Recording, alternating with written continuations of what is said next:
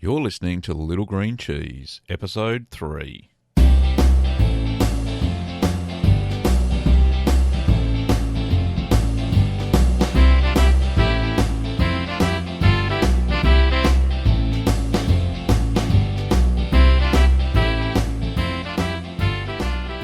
Well, welcome back. I'm Gavin Weber, and this podcast is where you can learn about making cheese at home. Well, what's been going on around the traps this week?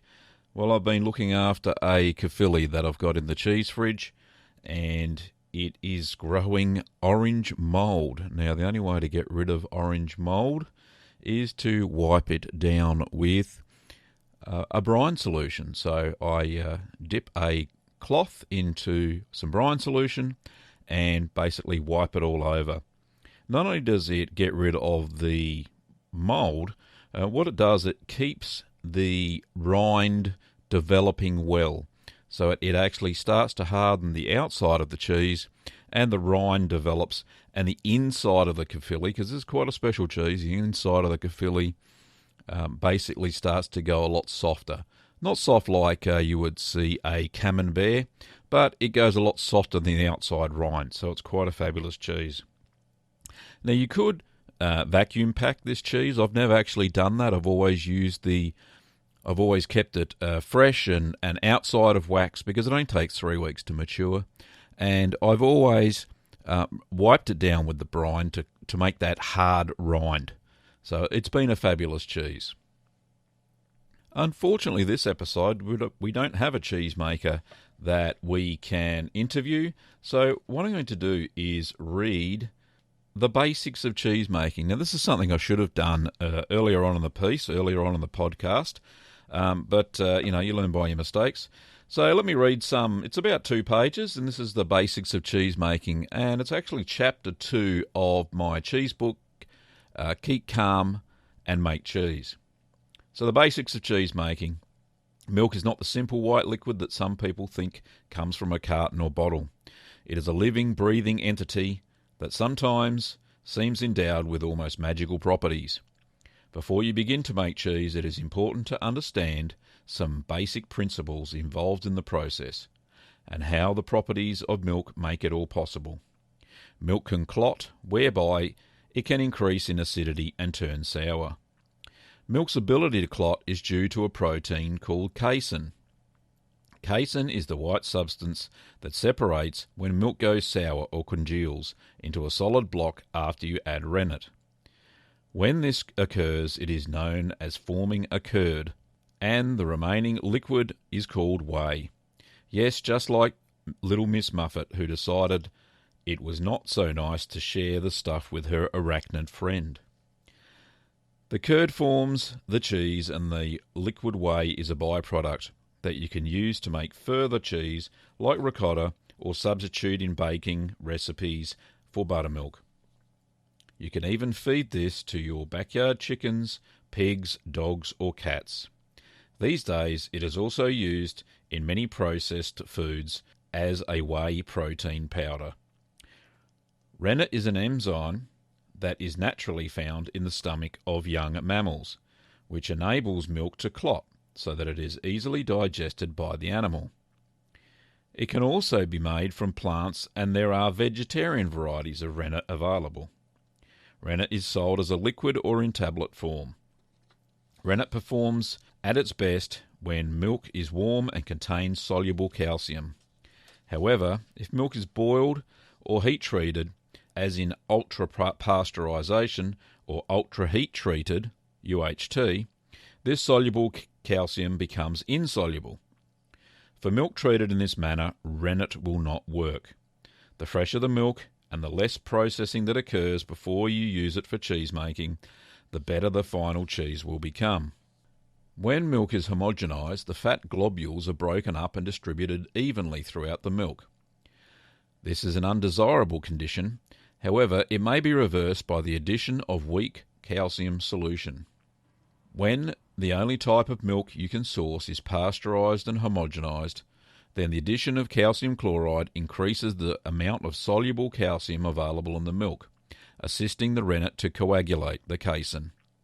Without this additional soluble calcium, a sloppy curd will result, which is difficult to make cheese with. Rennet also works best if the milk is slightly acidic. Milk can sour due to the presence of lactose or milk sugar. Lactose can be converted to lactic acid by specific types of bacteria, which increases the acidity of the milk. The bacteria use the lactose for growth and ferment it to lactic acid, similar to the way yeast converts sugars into alcohol during its growth. Lactic acid-producing bacteria are naturally present in raw milk and cause normal souring if the milk is kept warm for an extended period. However, most of these bacteria are killed when the milk is pasteurized. This is why the majority of cheesemakers add additional bacterial cultures to milk to assist in acid production. This way, the cheesemaker can control the specific outputs of acidification, depending on the type of bacteria used. The addition of control cultures also increases the chance of making a consistent cheese with specific flavours and textures. The bacterial cultures used in cheese making are also known as cheese starters. Once the curd has formed, either with the addition of rennet or by raising the acidity of the milk, it can be treated in various ways depending on the type of cheese being made. The curds can be cut to release the whey, then heated further to shrink the curds to assist in making a hard cheese, or scooped into moulds to make soft cheeses. The acidity continues to develop throughout the life of the cheese, especially when making hard, long-aging cheeses. It is vital in developing the final flavour and also helps keep other harmful bacteria at bay, thereby acting as a preservative. Non-iodized salt, or kosher salt, is used in the cheese-making process, which acts as a flavouring agent and a preserving measure. It is added in granular form during the milling of the curd, breaking it up and mixing, either just before pressing in the case of hard cheese or before storage as for soft cheeses. Iodized salt, if used, will inhibit further culture growth and affects the final flavour of the cheese. It will stop the acidification process, which is unwanted for the cheesemaker. Well, there you go. That's the basics of cheese making in a nutshell. Pretty simple. Like I said, that's from part of chapter 2 of my cheese making book, Keep Calm and Make Cheese. And now it's time for the news.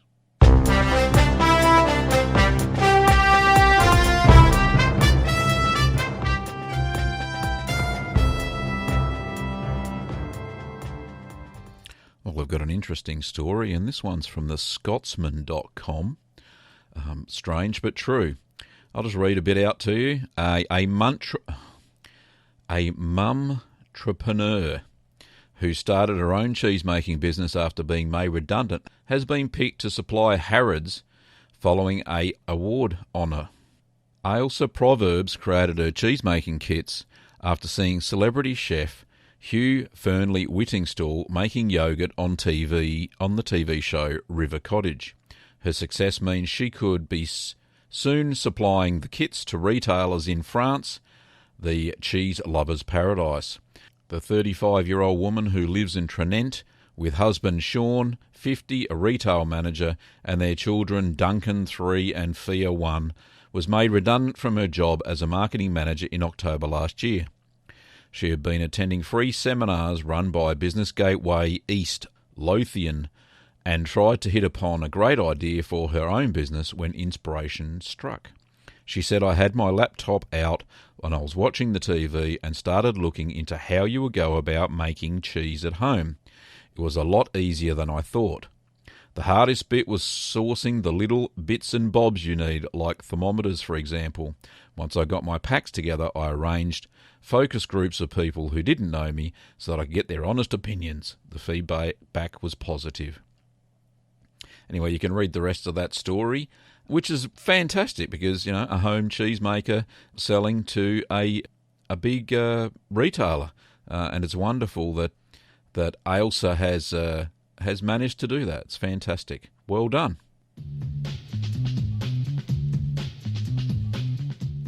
Well, it's time for cheese of the episode. One of the cheeses I've just recently made, and I can't remember if I actually have talked about it on the podcast, and that is Colby. Now, Colby originates from Wisconsin in the United States of America, and it's a wash curd cheese. And what I mean by that is that halfway through the process, you actually take out some of the whey that is drained away from the curds, and you add in warm water. What that does is it actually lowers the final acidity of the cheese, so it's not as sharp as cheddar, for instance. So one of the funny things, or not funny, one of the unusual things that you add to this cheese when you make it is annatto. Now, annatto is a natural vegetable dye. It's orange in colour, and it comes from the seeds of a shrub native to South America. Now, you would normally think that all cheeses are yellow. Well, they're not. All cheeses are normally white if they don't have the addition of annatto to them. So you would see that most cheddars and store-bought cheeses, especially those rubbery, horrible slices wrapped in plastic, have all been dyed with annatto. And the reason is it's a bit of a trick. It's a ruse for the cheese buyer, because what they think is that the cheese is made with a premium product, so a really creamy milk. Creamy milk does make your cheese go slightly yellow. But back in the old days, before they had annatto, they used things like saffron or turmeric or even marigold petals, and that achieved a slightly yellow colour.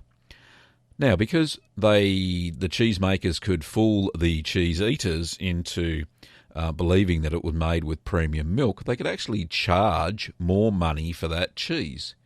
So that's the reason why most cheeses are yellow. So the Colby's quite easy to make. There are instructions up on my cheesemaking blog, Little Green Cheese, and it is currently ripening in our cheese fridge, and I have waxed it, and it will take 3 months to age. I turn it weekly, just simply turn it over, and what that does is it distributes the fats evenly through the cheese as it ripens.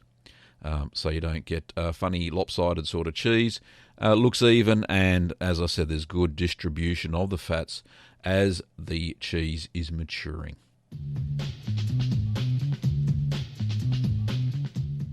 We've got many listener questions this week, so I've got 3 emails that I want to discuss, and we also have a voicemail as well.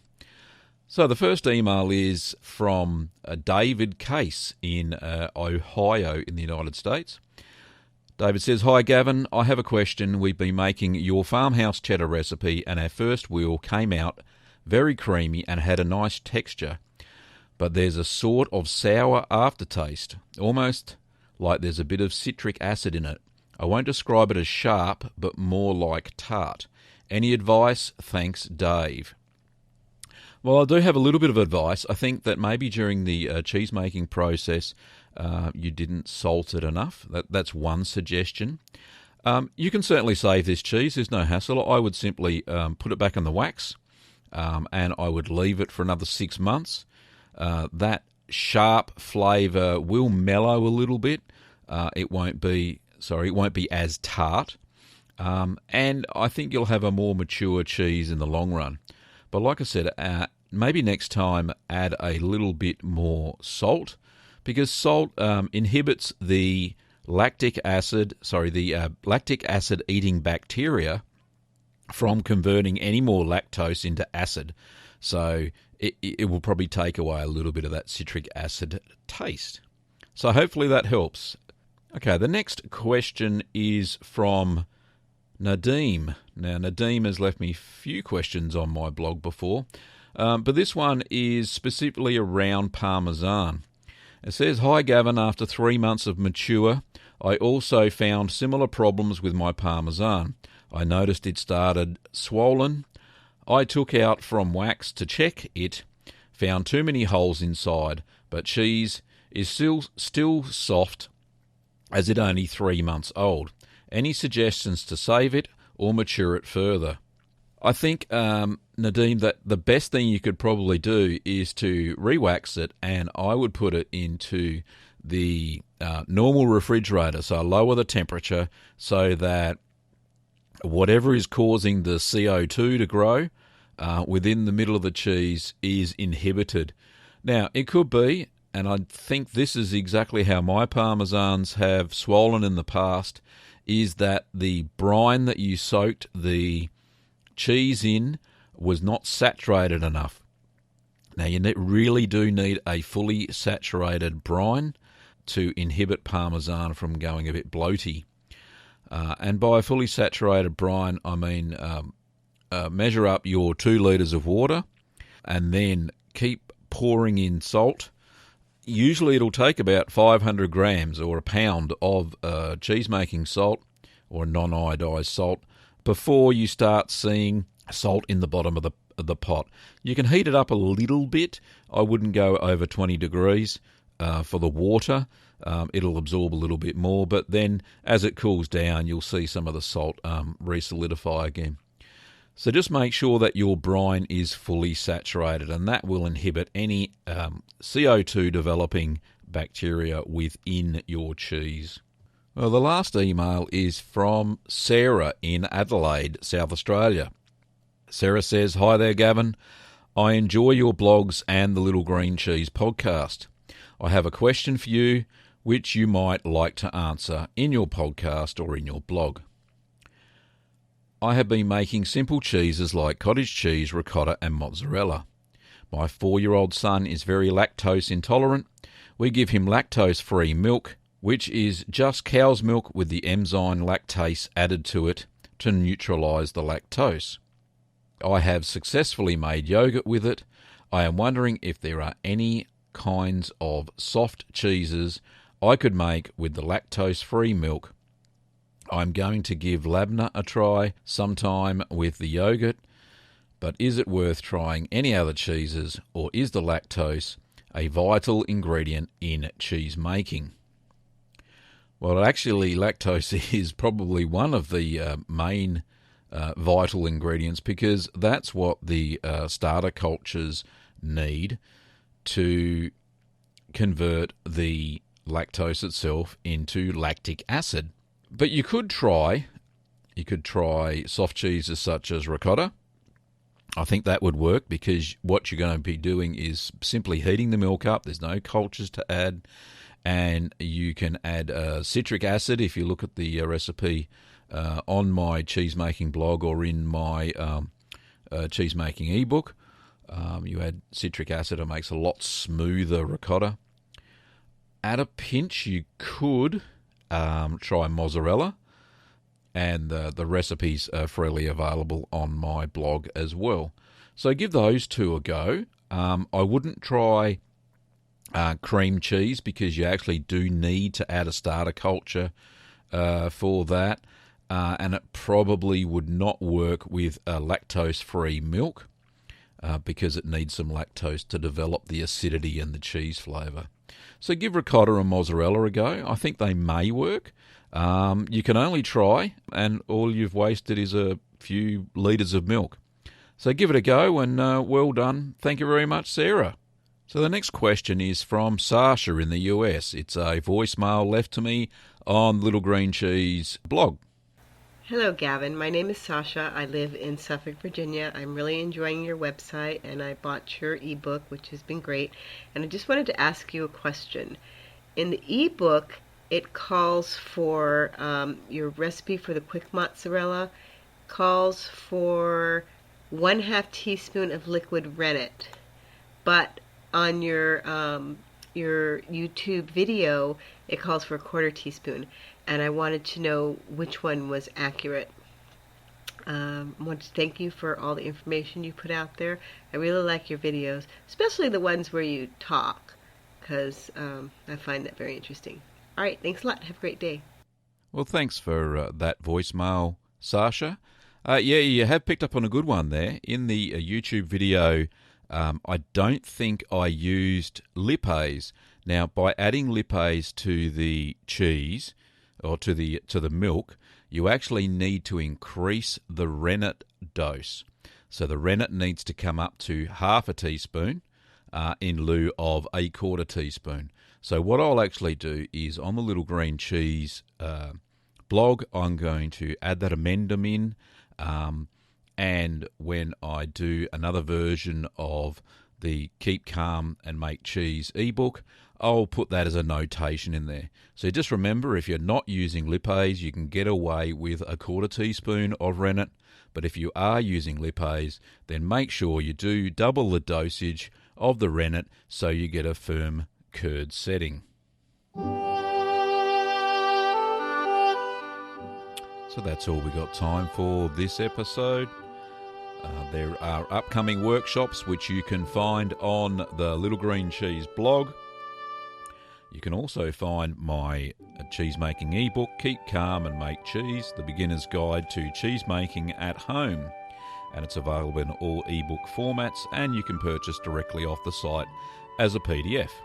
You can also find my cheese making video tutorials within the ebook or on my YouTube channel.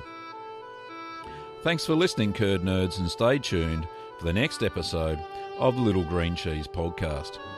Also, I'd really appreciate it if you went over to iTunes and left a comment or a rating. That'd certainly help promote the podcast to all budding cheesemakers. During this podcast, you heard royalties-free music by Kevin MacLeod. I played Malt Shop Bop, News Theme, and Call to the Dairy Cows.